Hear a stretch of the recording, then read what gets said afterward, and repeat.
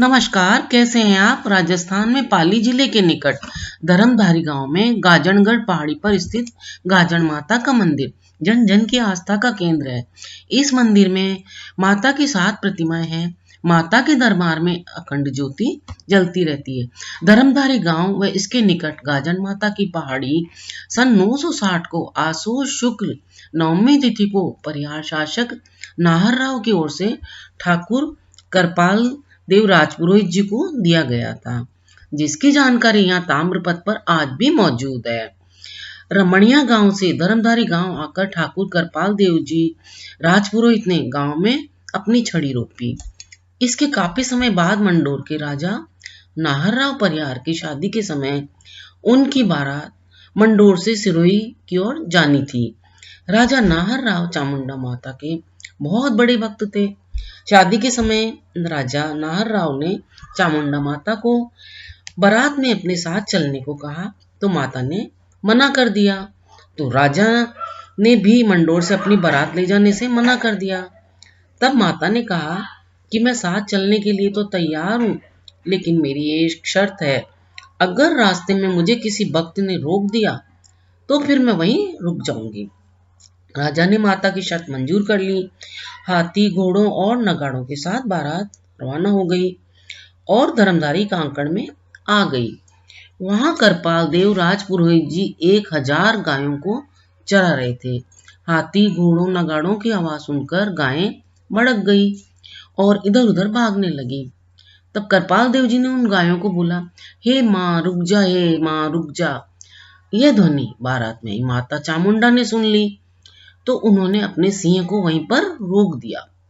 राजा नाहर राव ने माता से जब रुकने का कारण पूछा तो माता ने अपने वचन के बारे में जो बात थी सारी वो बता दी और राजा को बारात आगे ले जाने को कहा।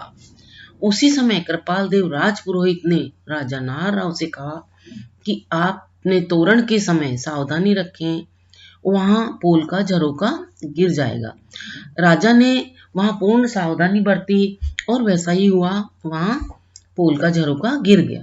राजा के तोरण बंधन के समय बिल्कुल वैसा ही हुआ।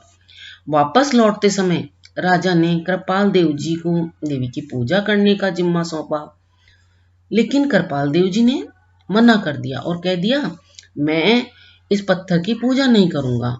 इस पर चामुंडा माता तेज गर्जना के साथ पहाड़ फाड़ कर एक गुफा में विराजमान हो गई। इसी कारण से यह गाजन माता कहलाई। उसके बाद कृपाल देव जी ने देवी के चरणों में गिरकर बहुत माफी मांगी और कहा, हे माता, मैं हमेशा आपकी सेवा करूंगा। राजा नाहर राव ने उसी समय उनको 10,000 बीघा भूमि और धर्मधारी गांव ताम्रपत्र पर लिखकर दे दिया। तभी से गाजन माता परिहार गोत्र की कुल देवी हैं।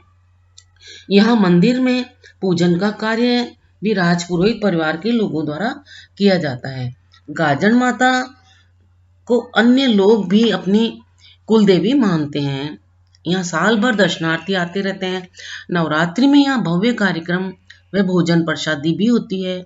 लोगों की भीड़ माँ के दरबार में हमेशा दर्शन करने आती रहती है और अपनी मनोकामनाओं के पूरा होने की विनती करते हैं। गाजन माता बहुत ही चमत्कारी हैं। जो भी इनका सच्चे मन से ध्यान करता है, माता उनकी इच्छा पूरी करती है। यहाँ ग्रामीणों द्वारा कई बार पैंथर को भी देखा गया है, लेकिन वह आज तक पकड़ नहीं आया है।